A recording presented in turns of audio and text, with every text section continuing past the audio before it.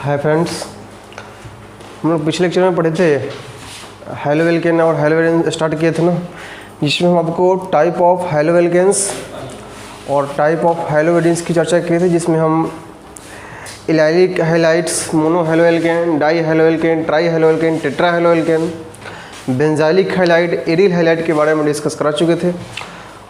आज हम लोग पढ़ने वाले हैं कि हैलो एल्केन और हैलो एरिन का निर्माण कैसे होता है। ठीक है, सबसे पहले हम पढ़ेंगे कि हैलो एल्केन का निर्माण कैसे होता है, फिर उसके बाद हम पढ़ेंगे कि हैलो एरिन का निर्माण कैसे होता है। ठीक है, और उससे पहले हैलो एल्केन और हैलो एरिन के निर्माण से भी पहले हम पहले उसका कुछ नेमिंग जान लेते हैं। कई बार क्या हालांकि हम लोग डिस्कस कर चुके हैं आईपीएससी नेम और कॉमन नेम, तो हम लोग विदाउट रूल यहाँ पे हम उस रूल को मेंशन नहीं करेंगे। यदि आप रूल को जानना चाहते हो तो आप प्लेलिस्ट में जाओ, वहाँ पे देखो IUPAC name of alkanes, IUPAC name of cycloalkanes, वहाँ पे जाकर आप देख सकते हो इस चीज़ को। तो हम लोग कुछ एग्जांपल्स ले लेते हैं जिसमें हम आईपीएससी नेम और कॉमन नेम दोनों की बात करेंगे। तो डालिए हेडिंग आईपीएससी या common name of haloalkanes and haloarenes. ठीक है, देखिए मान लेते हैं कि आपके पास कुछ इस प्रकार का कोई कंपाउंड हो, CH3, CHCl और CH3। आपसे कहा जाए कि इसका नाम लिखे, तो कैसे लिखेगा? तो बेस चेन आपका ये है ना, 1 2 3 रूल में आपको बताए थे। ये आपका सब्स्टिट्यूएंट कहलाया। काउंटिंग इधर से करोगे तो 2 नंबर पे, इधर से करोगे तब भी 2 नंबर पे, तो आप फ्री हैं, कहीं से भी कर सकते हैं 1 2 3। तो क्या हो गया 2, और Cl इज इक्वल टू क्या लिखेंगे, क्लोरो, और बेस में 3 कार्बन, तो क्या हो गया प्रोपेन। यही बताए थे ना, 2 क्लोरोप्रोपेन। इसी का कॉमन नेम होता था, बोलते हैं इसको हम, देखो ये आपका Cl है ना, जरा सोचिए ये आपका प्रोपेन था। मान लीजिए कि हम यहाँ पे CH2 कर दे, तो ये प्रोपेन है ना, और प्रोपेन से हम यहाँ से 2 डिग्री कार्बन के पास से 1 हाइड्रोजन को हटा दें तो वह क्या बन जाता था, प्रोपाइल। और यहाँ पे Cl जोड़ दें तो यह क्या बन गया, प्रोपाइल क्लोराइड, प्रोपाइल क्लोराइड।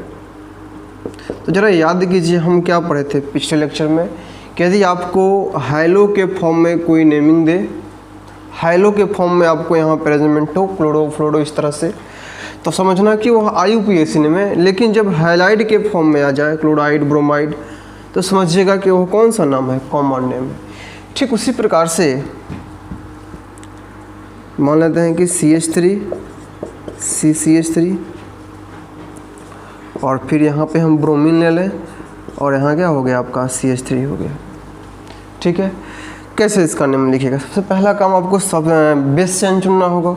तो आप पाओगे कि 1 2 3, तो आपका लॉन्गेस्ट चेन आपका यही हुआ ना।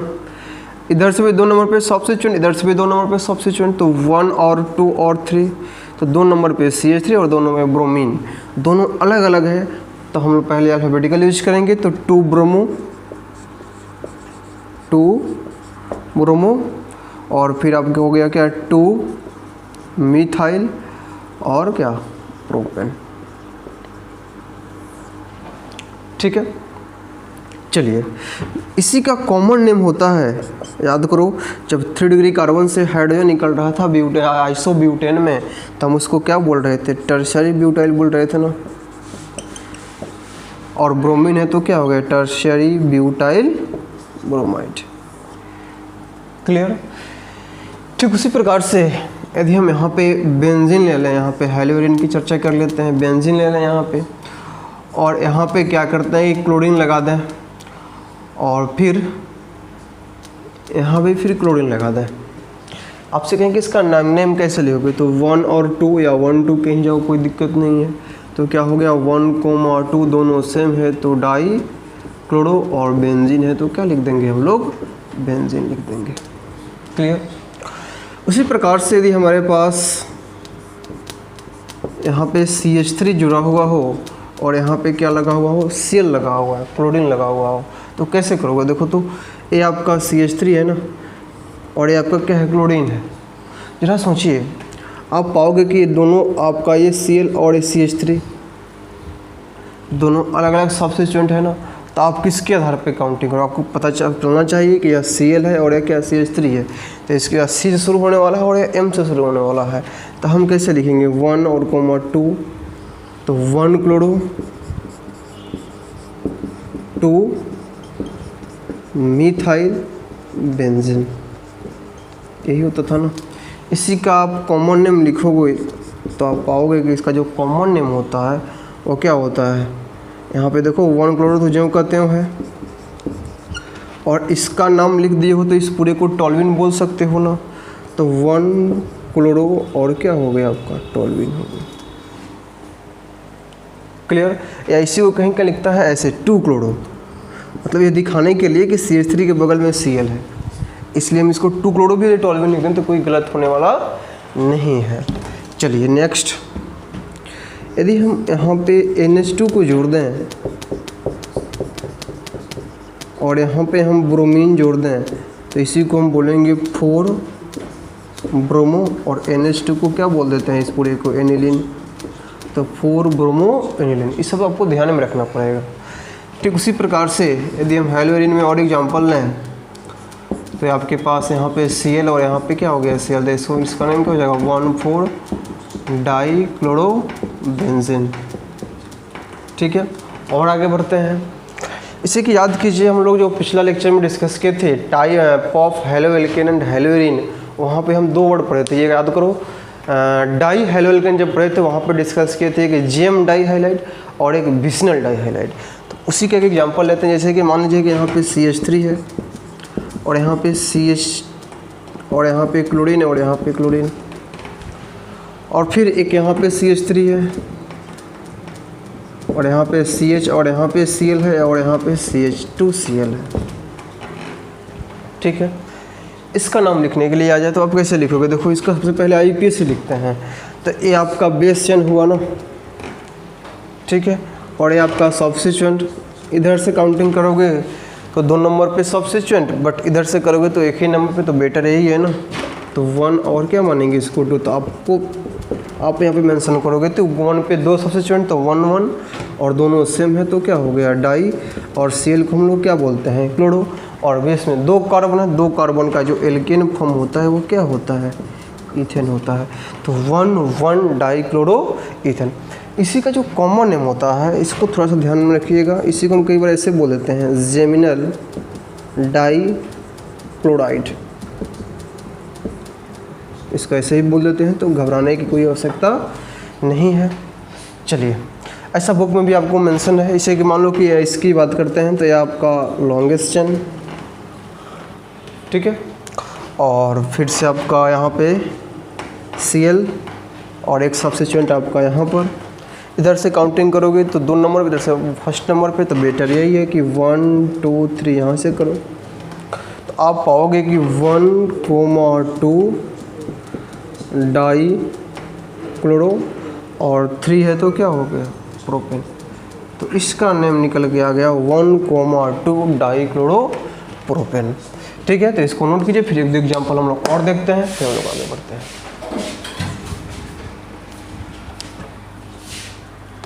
चलिए, तो यदि हम बात करें इसका, तो इसमें एक इसी को आप एक और नाम से भी लिख सकते हो, वो भी इसका फेमस कॉमन नेम ही है।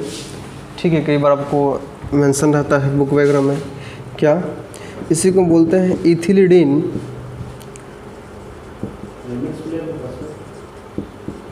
क्लोराइड, बोलो सिंपली इथिलीडिन क्लोराइड। ठीक है, इसी का जो कॉमन नेम होता है इसका कॉमन नेम होता है इथिलीन डाइक्लोराइड, इथिलीन डाइक्लोराइड। इसको GM डाइक्लोराइड, इसको क्या बोलोगे विसिनल डाई, याद करो विसिनल डाइक्लोराइड।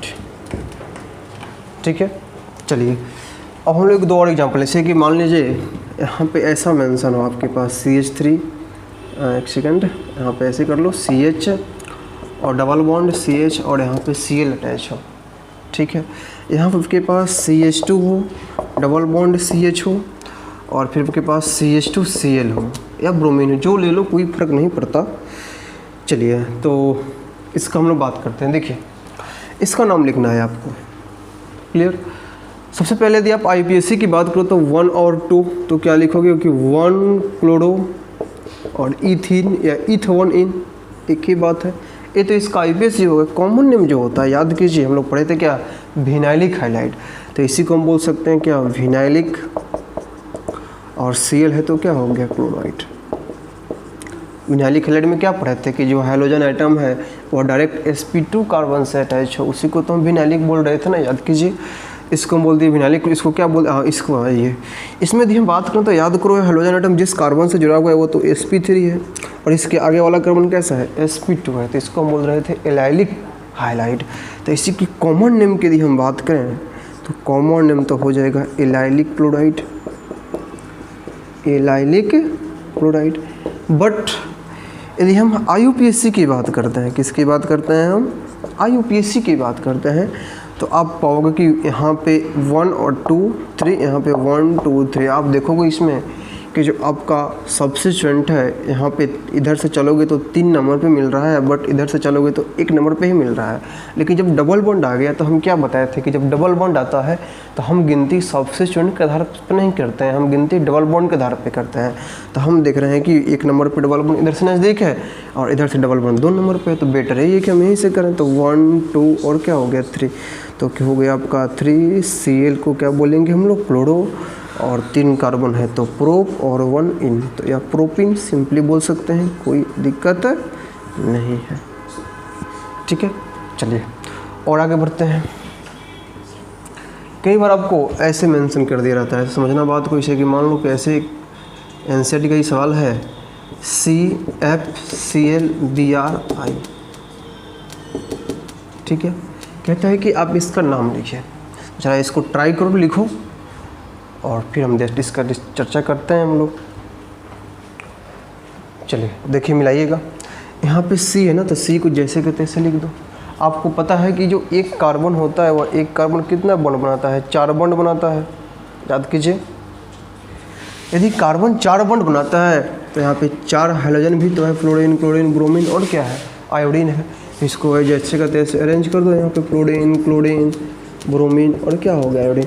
आप पाओगे कि एक ही कार्बन है और सभी पे यहाँ पे जो सब्स्टिट्यूएंट है वो अलग अलग है, तो हम इसी को क्या लिख देते हैं, 1, और अलग अलग तो पहले किसको लिखेंगे, B को, तो 1 ब्रोमो, फिर हम लिखेंगे 1 क्लोरो, फिर हम लिखेंगे 1, और B से वो C हो गया, D तो है नहीं, E भी नहीं है, हाँ F है, तो हम लिखेंगे 1 फ्लोरो, फिर हम लिखेंगे 1 आयोडो, और फिर 1 कार्बन हो गया, तो क्या हो गया आपका, मीथेन हो गया, क्लियर।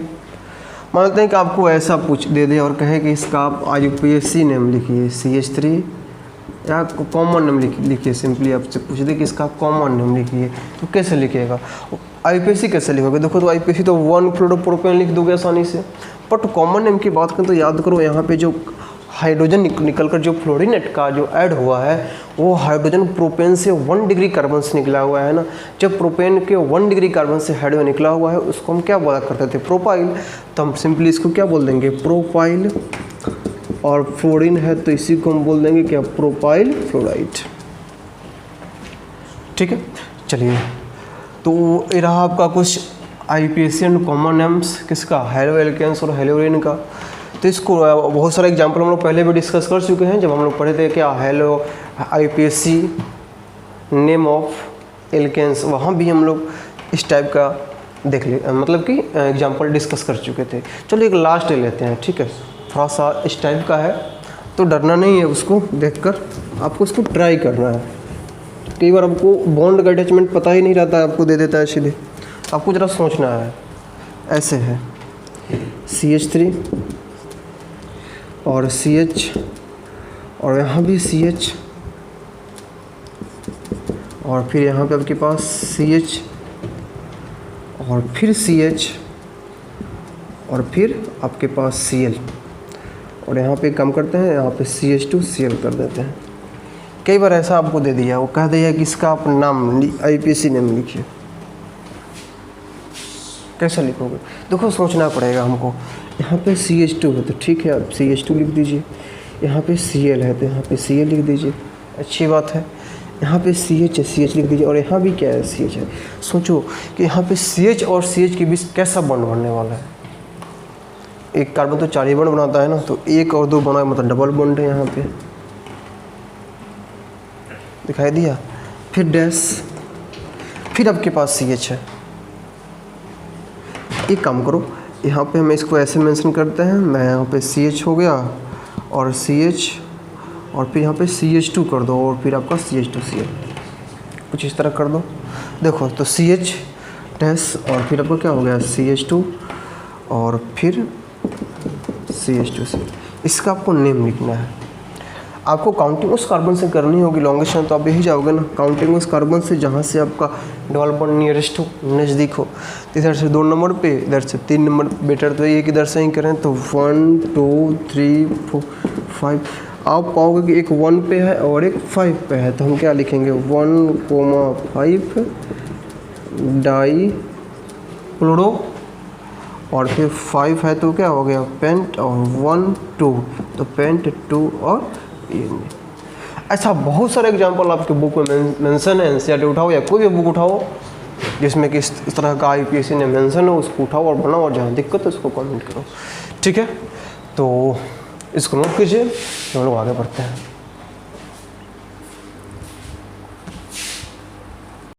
चलिए, तो हम लोग अभी आईपीएससी देखे थे। अब हम लोग उसकी हेलोलिगेन और हेलोजन की प्रिपरेशन से पहले कुछ रिएक्शन इंटरमीडिएट के बारे में जान लेते हैं, ठीक है। तो देखिए, रिएक्शन इंटरमीडिएट की यदि हम बात करें, डालिएगा heading reaction intermediate. Reaction intermediate, देखिए ऐसे देखिए तो ये चैप्टर आपका जो टॉपिक है बहुत लंबा है, लेकिन हम लोग इन शॉर्ट में देखेंगे इस चीज़ को। क्योंकि आपका जो 12th बोर्ड है ना, ये आपको रिएक्शन इंटरमीडिएट से डेप्थ में क्वेश्चन नहीं जाता है। हम रिएक्शन इंटरमीडिएट इसलिए पढ़ रहे हैं ताकि जो रिएक्शन हम कराएं उसका जो थोड़ा सा मैकेनिज्म का जो हम डिस्कस करें, वहाँ पे आपको कोई दिक्कत ना हो, ठीक है। चलिए, तो रिएक्शन इंटरमीडिएट जो में यदि हम बात करें तो यह सबसे पहले हम लोग इसमें डिस्कस करेंगे कार्बोकेटाइन के बारे में। कार्बोकेटाइन, कार्बोकेटाइन के बाद हम लोग इसमें पढ़ेंगे कार्बो एनायन के बारे में, कार्बो एनायन के बारे में। नंबर सी में हम पढ़ेंगे फ्री रेडिकल के बारे में, फ्री रेडिकल के बारे में। और नंबर डी पढ़ेंगे हम लोग किसके बारे में, कार्बीन के बारे में। पहला हम लोग पढ़ेंगे कार्बोकेटाइन के बारे में, दूसरा पढ़ेंगे कार्बो एनायन, तीसरा पढ़ेंगे फ्री रेडिकल, और चौथा पढ़ेंगे वो क्या, कार्बीन। यदि हम बात करें कार्बोकेटाइन के, पहला नंबर है कार्बोकेटाइन के। देखो, कार्बोकेटाइन जो होता है ना, कार्बोकेटाइन का जो सिंबल होता है उसको हम क्या लिख देते हैं, C+ लिख देते हैं। सिंपली कार्बोकेटाइन क्या लिख देते हैं हम लोग, C+ लिख देते हैं। चलिए, तो कार्बोकेटाइन की यदि हम बात करें तो आखिर ये आया कैसे, देखो यहाँ पे यदि मान लो कि यहाँ पे CH4 है, इस CH4 में से यदि हम एक हाइड्रोजन को बाहर निकाल दें तो यह क्या बन जाएगा, CH3+। इसी को हम बोलते हैं मिथाइल कार्बोकेटाइन। मिथाइल कार्बोकेटाइन मतलब कार्बन पे प्लस चार्ज, कार्बन पे यदि पॉजिटिव चार्ज दिखाई दे उसी को हम क्या बोल देते हैं, कार्बोकेटाइन बोल देते हैं। तो CH3+ को क्या बोलेंगे, मिथाइल कार्बोकेटाइन। ठीक उसी प्रकार से यदि CH3 CH2+ हो, इसको हम बोल देंगे इथाइल कार्बोकेटाइन, इथाइल कार्बोकेटाइन, ठीक है। नेक्स्ट CH3, एक काम करो यहीं पे यहाँ पे लिखते हैं इस चीज़ को, CH3 CH2 CH2+, इसी को हम बोल देंगे प्रोपाइल कार्बोकेटाइन, प्रोपाइल कार्बोकेटाइन। और आगे जाओगे तो यदि यहाँ पे प्लस दिखाई दिया CH3 CH पे प्लस और फिर CH3, तो इसको हम बोल देंगे क्या, आइसोप्रोपाइल कार्बोकेटाइन। क्या बोलेंगे इसी को हम लोग, आइसोप्रोपाइल कार्बोकेटाइन, ठीक है। यदि हम भिन्न CH2 और फिर आपके पास यहाँ पे CH2 डबल बॉन्ड CH और CH2 प्लस ऐसा हो, इसको हम बोलते हैं एलाइलिक कार्बोकेटायन। क्या बोलेंगे इसको हम लोग? Allylic carbocation. ठीक है। यदि CH2 डबल बॉन्ड CH और प्लस, इसको हम बोलते हैं विनाइलिक कार्बोकेटायन। Vinylic carbocation. यदि इस फिनाइल है आपका, सॉरी बेंजाइल है, और इस बेंजाइल पे प्लस चार्ज आ जाए तो इसको हम बोलेंगे benzylic carbocation. Benzylic carbocation. Clear. अब थोड़ा सा इसके कैरेक्टरिस्टिक्स के बारे में देख लेते हैं। किसका कैरेक्टरिस्टिक्स क्या है?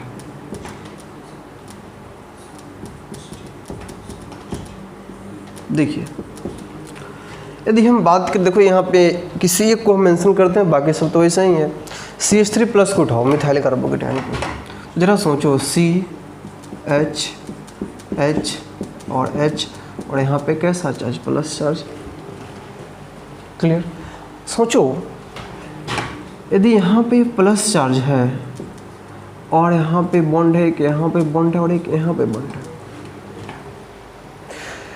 आपको पता है कि एक एटम को स्टेबल होने के लिए, अपना ऑक्टेट कंप्लीट करने के लिए 8 इलेक्ट्रॉन की रिक्वायरमेंट होती है। जरा सोचिए इसमें कितना इलेक्ट्रॉन है? 1 2 3 4 5 और 6।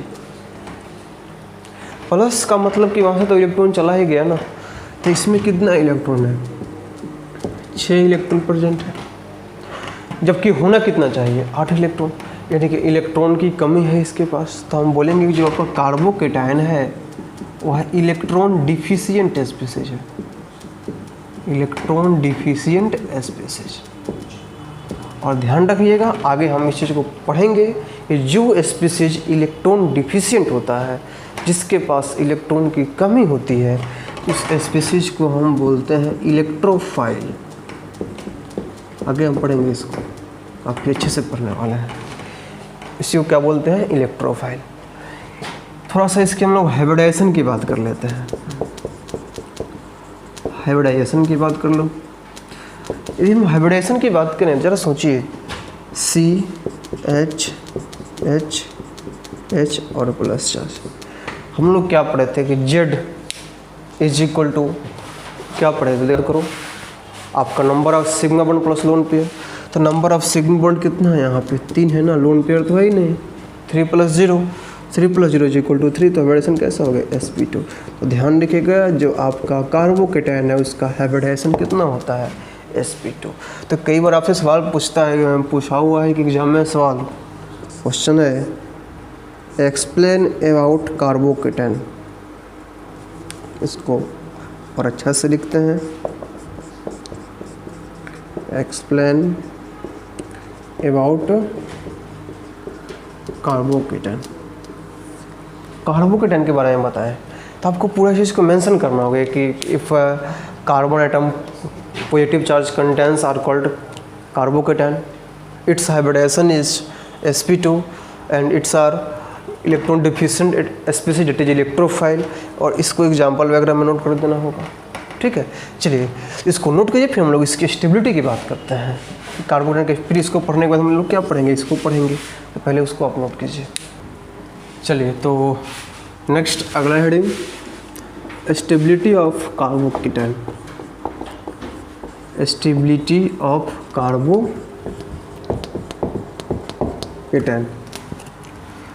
देखिए, स्टेबिलिटी ऑफ कार्बोकेटायन की यदि हम बात करें, ध्यान रखिएगा, जो इस कार्बोकेटायन की स्टेबिलिटी होती है वो डायरेक्टली प्रोपोर्शनल टू होता है अल्फा हाइड्रोजन। अल्फा हाइड्रोजन, जितना ज़्यादा अल्फा हाइड्रोजन उतना ज़्यादा कार्बोकेटायन की स्टेबिलिटी। आई रिपीट, जितना ज़्यादा अल्फा हाइड्रोजन उतना ज़्यादा कार्बोकेटायन की स्टेबिलिटी। सवाल ये रहा कि अल्फ़ा हाइड्रोजन क्या होता है। देखो अल्फ़ा हाइड्रोजन की यदि हम बात करें तो समझो बात को, जैसे कि मान लीजिए कि आपका CH3 है और ये CH2 है और यहाँ पे प्लस चार्ज है। तो जो आपका प्लस चार्ज है ना, इस प्लस चार्ज के बगल वाले एटम को हम बोलते हैं अल्फ़ा पोजीशन। समझ रहे हैं ना, ये आपका जो प्लस चार्ज है, इस प्लस चार्ज के बगल वाले एटम को क्या बोलते हैं, अल्फ़ा पोजीशन। और यहाँ पे जो कार्बन है उसको बोलेंगे अल्फ़ा कार्बन, यहाँ पे जो हाइड्रोजन है उसको क्या बोलेंगे हम लोग, अल्फ़ा हाइड्रोजन। तो जहाँ पे अल्फ़ा हाइड्रोजन ज़्यादा वहाँ पे आपका क्या, स्टेबिलिटी ज़्यादा। ठीक है, तो चलिए इसको हम डिस्कस कर लेते हैं। देखो इसे कि मान लीजिए कि यहाँ पे CH3 है और यहाँ पे आपके पास CH3 है और यहाँ पे आपके पास CH3 है और यहाँ पे प्लस चार्ज है। यहाँ पे आपके पास CH3 है, यहाँ पे CH2 प्लस है और फिर यहाँ पे आपके पास कम करते हैं इसको और नीचे चलो तो CH3 CH प्लस CH3 और फिर आपका यहाँ पे CH3 CH2 प्लस और फिर आपका CH3 प्लस। आपसे कोई पूछे कि सब में स्टेबल सबसे अधिक कौन है, जरा सोचिए। ये जो कार्बन है ना, इसको हम बोलते हैं 3 डिग्री कार्बोकेटाइन। इस कार्बोकेटाइन को हम क्या नाम देते हैं, 3 डिग्री कार्बोकेटाइन। इसको हम नाम देते हैं 2 डिग्री कार्बोकेटाइन। इसका नाम हम देते हैं 1 डिग्री और इसको मिथाइल कार्बोकेटाइन बोल देते हैं। चूँकि 3 डिग्री क्यों, चूँकि एक जो कार्बोकेटाइन है वो 3 कार्बन से जुड़ा हुआ है ना, 3 डिग्री कार्बोकेटाइन। 2 कार्बन से जुड़ा हुआ है तो 2 डिग्री, ये 1 से है तो 1 डिग्री। इसमें ढूंढो कि अल्फ़ा हाइड्रोजन कितना है। जरा सोचिए कि जो इसके बगल वाले पोजीशन को तो अल्फ़ा बोलते हैं ना, 3 3 6 और 3 9, तो alpha hydrogen is equal to कितना, 9। चूँकि इसके बगल वाले पोजीशन को अल्फ़ा पोजीशन, इसके बगल ए भी है, ए भी है 3 3 6 और 3 9। यहाँ पे 3 और 3 6 अगल बगल 6 और यहाँ पे alpha hydrogen is equal to 3 और यह तो आपका इसमें है ही नहीं।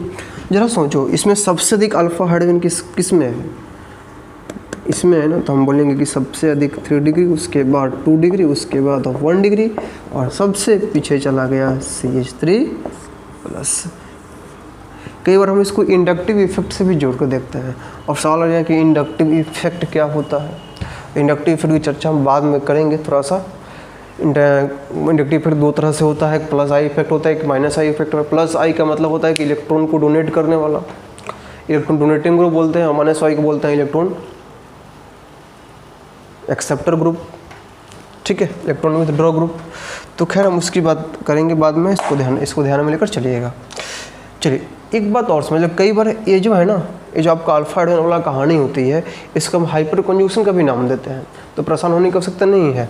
यदि हाइपर कॉन्जुगेशन भी लिखा हुआ मिले तो कोई दिक्कत नहीं है। उससे पहले ध्यान रखना, एक हमारे पास टर्म आया था, याद करो, रेजोनेंस। याद आ रहा है ना? ठीक है, जब रेजोनेंस आया था तो वहाँ क्या बोले थे कि आपका sigma bond pi bond plus sigma bond plus pi bond होना चाहिए, बोले थे ना कंडीशन में। फिर आपको यहाँ क्या बताए थे कि pi bond plus sigma bond plus positive charge, pi bond plus sigma bond plus negative charge, कुछ इस तरह का कंडीशन होगा तो हम बोलेंगे कि उसमें क्या रेजोनेंस होगा। कई बार क्या होता है, कंपाउंड हमारा मिक्सिंग हो जाता है, कई बार कुछ इस मिला देगा हमको और कहेगा सबसे अधिक कार्बोकेटाइन स्टेबल कौन है। तो ध्यान रखना है इस चीज़ को, यदि आपको चेक करना है कि सबसे अधिक कार्बोकेटाइन की स्टेबिलिटी, तो सबसे पहले आप चेक करना है कि उसमें रेजोनेंस है कि नहीं। क्या है, उसमें रेजोनेंस है कि नहीं। यदि उसमें रेजोनेंस है उस कार्बोकेटाइन में, तो समझना कि उसका स्टेबिलिटी सबसे आगे आएगा। ठीक है, रेजोनेंस के बाद चेक करना अल्फ़ा हाइड्रोजन, पहले किसको, रेजोनेंस को, उसके बाद किसको, अल्फ़ा हाइड्रोजन को। चलिए मान लेते हैं, आपसे हम कहें कि यहाँ पे कार्बन है और यहाँ पे प्लस चार्ज है और इसके साथ 3 बेंजीन जोड़ देते हैं, C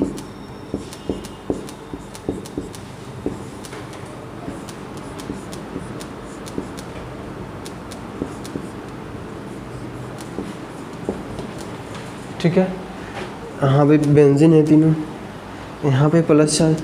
देखो तो इस बेंजीन में तो अच्छे खासा रेजोनेंस है ना जी, देखो यही बेंजीन है ना, इसमें तो अच्छा खासा रेजोनेंस है, plus sigma negative pi bond. देखो एक चीज़ और, इसी को हम बोलते हैं फिनाइल, और फिनाइल को हम क्या लिख सकते हैं, पीएच लिख सकते हैं ना। तो ये काम करते हैं कि ज़्यादा ये बड़ा हो जाएगा, इसलिए इसको हम लोग शॉर्ट में लिख देते हैं पीएच। तो आप लोग समझना है कि वहाँ पे यही बेंजीन अटैच है, ध्यान रखना इस चीज़ को। तो मान लो कि आपका पीएच है, इस पीएच की संख्या 3 और यहाँ पे C+, तो अच्छा खासा रेजोनेंस हर तरफ से हो रहा था ना। फिर उसके बाद आ गया आपके पास पीएच, और फिर आपके पास कितना 2C+, और फिर आपके पास आ जाएगा क्या पीएच, और फिर आपके पास C+, या CH2+, एक ही बात है, कर दो, क्या दिक्कत है। यहाँ पे कर देना क्या CH+, और यहाँ पे कर देना CH2+, क्योंकि इसमें जो रेजोनेटिंग स्ट्रक्चर आएगी आपकी, यह 10 रेजोनेटिंग स्ट्रक्चर आएगा, इसमें 6 आएगा, इसमें 3 आएगा, ठीक है।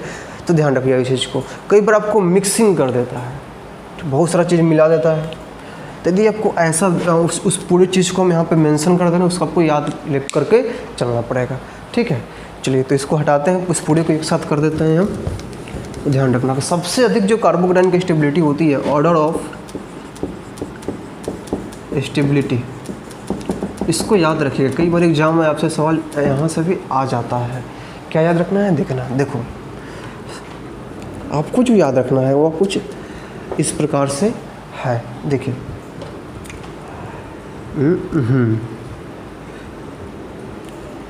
आपको पता है कि इसको हम क्या बोलते हैं, साइक्लोप्रोपाइल बोलते हैं।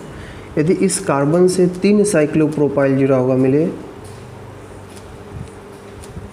तो समझना कि उस कार्बोकेटाइन की स्टेबिलिटी सबसे अधिक होती है। यदि कार्बोकेटाइन से यहाँ पे C और यहाँ पे प्लस, इसको और अच्छा से बना दो, तो इसके बाद इसकी स्टेबिलिटी, फिर उसके बाद C+, क्लियर। फिर उसके बाद जाओगे तो pH 3 C+, फिर pH 2 CH+, बट ध्यान रखना है चीज़ को, यहाँ पर ये पूरा को मेंशन कर दे रहे हैं। उसके बाद हम बताते हैं चीज़ को, CH3 प्लस, और फिर pH CH2+, और फिर CH2 CH double bond CH2+, और फिर आपके पास CH3 2 CH+, और फिर CH3 CH2+, और सबसे पीछे कौन चला गया, CH3+। देखो CH3 C+, CH2 CH+, और कायदे से तो यह यहाँ होना चाहिए ना, बट एक्सपेरिमेंटली ऐसा देखा गया है कि जो आपका बेंजाइल, इसको जो बेंजाइल कार्बोकेटाइन है, आगे हम इसको बताएंगे जब आपको मैकेनिज्म पढ़ाएंगे, तो वहाँ पे इसका यूज करेंगे। ध्यान रखने चीज़ को कि ये आपका 3 डिग्री कार्बोकेटाइन है, और ये आपका बेंजाइल कार्बोकेटाइन है, बेंजाइल कार्बोकेटाइन। तो बेंजाइल कार्बोकेटाइन का जो स्टेबिलिटी होता है वो 3 डिग्री से कम होता है, होना चाहिए ज़्यादा, लेकिन एक्सपेरिमेंटली ऐसा देखा गया है कि 3 डिग्री का जो स्टेबिलिटी है वो बेंजाइल से ज़्यादा होना चाहिए, ज़्यादा है, जबकि होना ऐसा नहीं चाहिए अकॉर्डिंग टू रूल, ठीक है। और उसके बाद आपका इसको क्या बोलते हैं हम, एलाइलिक कार्बोकेटाइन। ये आपका 2 डिग्री है, ये आपका 1 डिग्री है। तो ध्यान रखना कि सबसे पहले आपका यह, उसके बाद यह, उसके बाद यह, उसके बाद 3 वाला, उसके बाद 2 वाला, उसके बाद 3 डिग्री बेंजाइलिक कार्बोकेटाइन, उसके बाद एलाइलिक, उसके बाद 2 डिग्री, उसके बाद 1 डिग्री, फिर CH3+।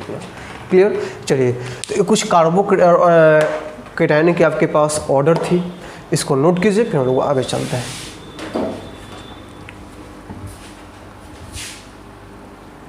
चलिए तो कार्बोकेटाइन में यदि हम बात करें, और तो ध्यान रखना कि जो आपका कार्बोकेटाइन है,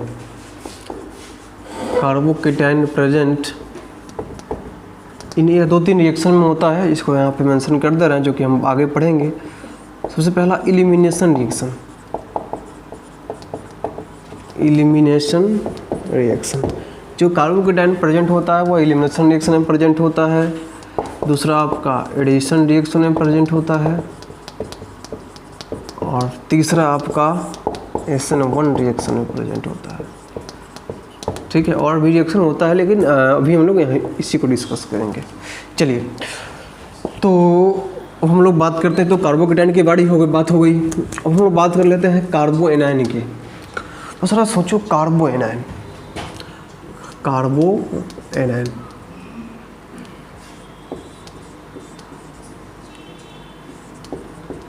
एक बात याद कीजिए, कार्बो एनायन, कार्बोकेटाइन में क्या था, कार्बन पे प्लस चार्ज, कार्बोकेटाइन था ना, यहाँ पे कार्बो एनायन है, मतलब कि कार्बन पे कैसा चार्ज, नेगेटिव चार्ज, इसी को तुम कार्बो एनायन बोलेंगे। तो सिंपली यदि हम बात करें कि मान लो कि यहाँ पे CH और यहाँ पे कोई X नामक कोई कंपाउंड जुड़ा हो या कोई एटम हो, और जो आपका X हो ना वह लेस इलेक्ट्रॉन नेगेटिविटी हो, किससे, कार्बन से, तो क्या करेगा, कार्बन का जो इलेक्ट्रॉन नेगेटिविटी है वो इससे अधिक, मतलब ये तो लेस है ना, तो कार्बन जो होगा वह इस इलेक्ट्रॉन को अपने पास खींच लेगा और ये बेचारा X बाहर हो जाएगा। जैसे बाहर होगा तो आप पाओगे कि जो दोनों इलेक्ट्रॉन इस पर चला गया तो HCH और एक लोन पेयर चला जाएगा। यही तो कार्बोकेटाइन है ना, कार्बो एनायन है ना, ठीक है। चल ध्यान रखिएगा चीज़। उसी प्रकार से यदि मान लो कि हम पे एक दो एग्जांपल की बात करें तो सिंपली इसको कह सकते हो CH3 CH2 और इस पर आपका लोन पेयर हो जाए तो इथाइल कार्बो एनायन। ठीक उसी प्रकार से CH2 double bond CH2 CH double bond, नहीं इसको ऐसे करो, CH2 डबल बॉन्ड CH और फिर CH लोन पेयर, ठीक है। तो इसको क्या बोलोगे आप, एलाइल कार्बो एनायन, ठीक है। उसी प्रकार से मान लो कि यहाँ पे आपका CH3 वाला, इसी को लिख सकते हो क्या, CH3 माइनस, इसी को हम क्या बोल देंगे, मिथाइल कार्बो एनायन। IIT जैसा बहुत सारा एग्जाम्पल हो जाएगा, clear.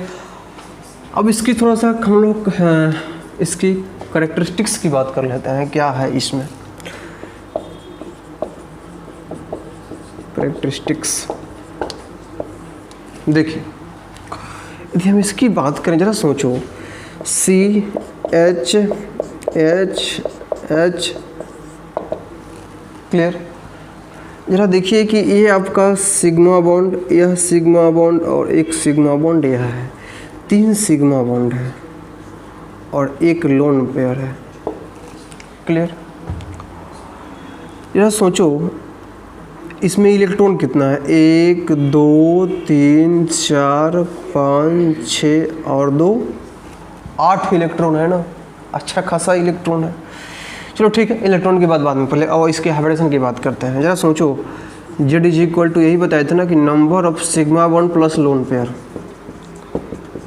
Number of sigma bond कितना है, 3 है ना, और एक लोन पेयर है तो 4, तो इसका हाइब्रिडेशन कैसा हो गया, sp3, क्लियर। अब सोचो कि कैसा sp3 है, तो याद करो इसमें 8 इलेक्ट्रॉन है, मतलब कि इलेक्ट्रॉन एक्सेस है, तो यह हो गया आपका इलेक्ट्रॉन रिच स्पीसीज। कैसा इलेक्ट्रॉन है, इलेक्ट्रॉन रिच स्पीसीज है। और जो इलेक्ट्रॉन रिच स्पीसीज होता है, याद कीजिए, उसी को तो हम बोला करते हैं न्यूक्लियोफाइल।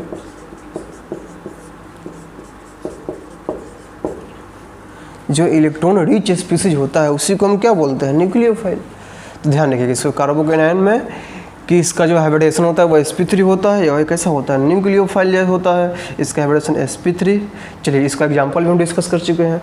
स्टेबिलिटी की यदि हम बात करें तो जस्ट रिवर्स हो जाएगा, stability directly inversely proportional to alpha hydrogen,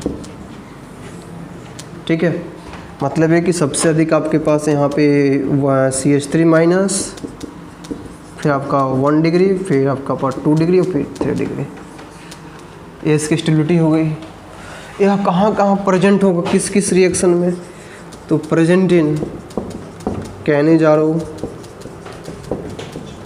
reaction, आगे पढ़ेंगे हम, पॉरिकिन रिएक्शन, इस सब रिएक्शन में यह प्रेजेंट होता है, ठीक है। चलिए तो कार्बो एनायन हो गया। अब इसको नोट कीजिए, फिर हम डिस्कस करते हैं कि आपका अगला फ्री रेडिकल। यदि हम फ्री रेडिकल की बात करें तो हम अब बात कर लेते हैं फ्री रेडिकल की। तो वो फ्री रेडिकल क्या है, रेडिकल मतलब एक डॉट, फ्री रेडिकल। देखिए पहले बात कर लेते हैं कि बनता कैसे है। देखो मान लो कि आपके पास H हो और H हो और H हो, यहाँ पे कोई X हो, और जो कार्बन का जितना इलेक्ट्रॉन नेगेटिविटी होता है वो X का भी इलेक्ट्रॉन उतना ही इलेक्ट्रॉन नेगेटिविटी, मतलब कि इलेक्ट्रॉन नेगेटिविटी सेम हो, इलेक्ट्रॉन नेगेटिविटी कैसा हो, सेम हो। तो ध्यान रखना इस चीज़ को, जब इलेक्ट्रॉन नेगेटिविटी सेम होता है तो यह फ्री रेडिकल का फॉर्म करता है, ये इधर चला जाता है और ये इधर चला जाता है। ठीक है, इसको ऐसे दिखाता है, इसी को हम लोग होमोलाइसिस कहते हैं। इस प्रोसेस को क्या बोलते हैं हम लोग, होमोलाइसिस बोलते हैं, होमोलाइसिस। तो यह बन जाता है आपका CH3 डॉट और फिर X डॉट।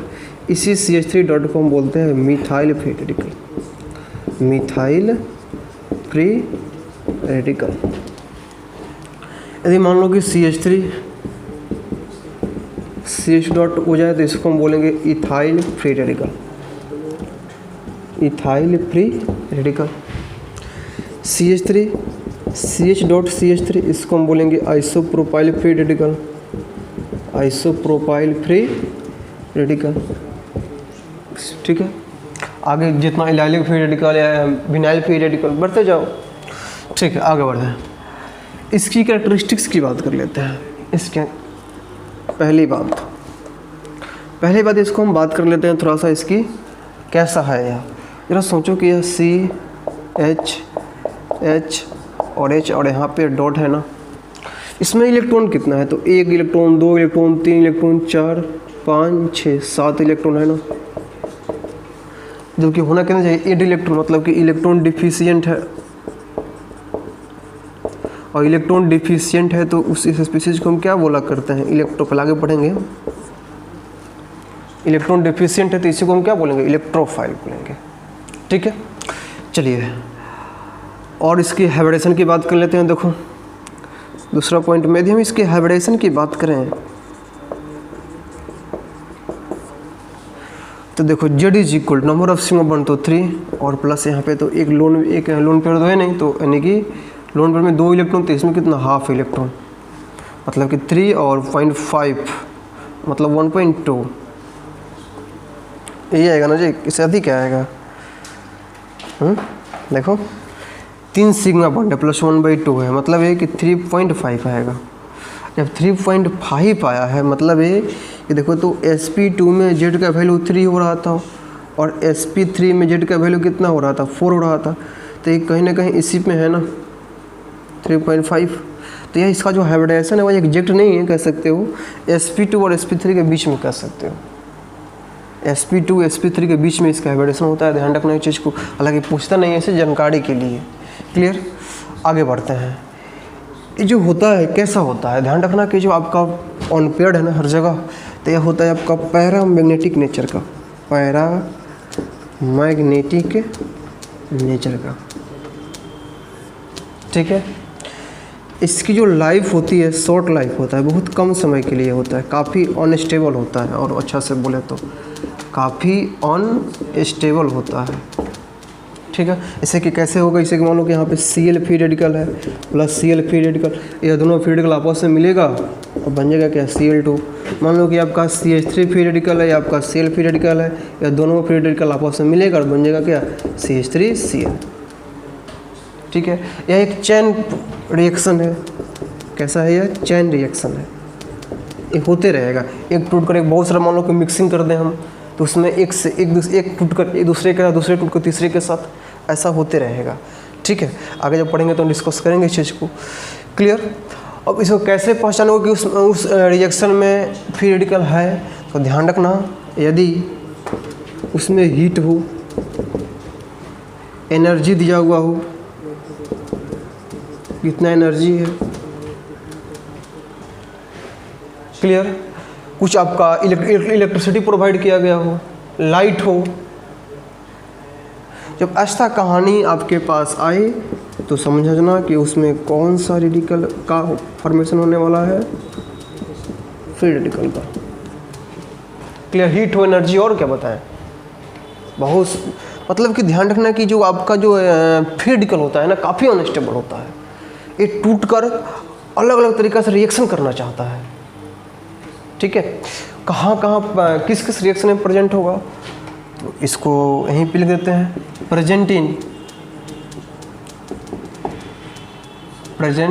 इन या प्रेजेंट होगा आपका फ्री रेडिकल में तो होगा ही, फ्री रेडिकल रिएक्शन। फिर से आपका यह प्रेजेंट होगा सब्स्टिट्यूशन रिएक्शन। फिर यह आपका प्रेजेंट होगा Markovnikov's rule, anti Markovnikov's rule, Markovnikov's rule, anti मार्कोवनिक्स,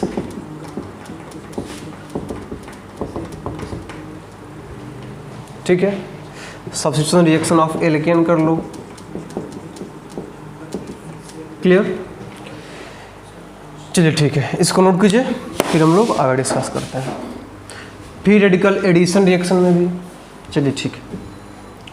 चलिए तो हम क्या बताएं आपको कि फ्री रेडिकल भी एक ऐसा होता है, इलेक्ट्रोफाइल होता है। कहाँ कहाँ आपको प्राप्त हो, कैसे पता चलेगा किस रिएक्शन में फ्री रेडिकल है, तो हीट होना चाहिए, इलेक्ट्रिसिटी होना चाहिए, लाइट होना चाहिए क्योंकि यूवी रे होता है जनरली, पेरोक्साइड होना चाहिए, रेडिकल होना चाहिए। तो बोलेंगे क्या है कि फ्री रेडिकल है, इसे देखो यही हम बताए थे ना, क्या होना चाहिए, हीट, और क्या होना चाहिए तो इलेक्ट्रिसिटी, और क्या होना चाहिए तो लाइट, जैसे कि यूवी रे या विजिबल लाइट जो होना चाहिए, और हीट, इलेक्ट्रिसिटी, लाइट, पेरोक्साइड, जैसे कि आर ओ और इस तरह का पेरोक्साइड होना चाहिए, ठीक है। इसको ऐसे कर लो, हाँ ठीक है, एच कर लो, आर कर लो यहाँ पे। चलो पेरोक्साइड होना चाहिए, और फिर आपका रेडिकल होना चाहिए। यदि ऐसा चीज़ मिलेगा तो हम बोलेंगे कि उसमें क्या होगा, फ्री रेडिकल फॉर्म्ड होगा। यही बताए थे ना, फ्री रेडिकल फॉर्म्ड। फिर ये कहाँ कहाँ होगा, तो वुड रिएक्शन में प्रेजेंट इन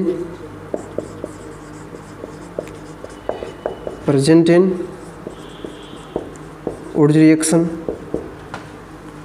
ठीक है। Markovnikov's rule, anti Markovnikov's rule, addition reaction,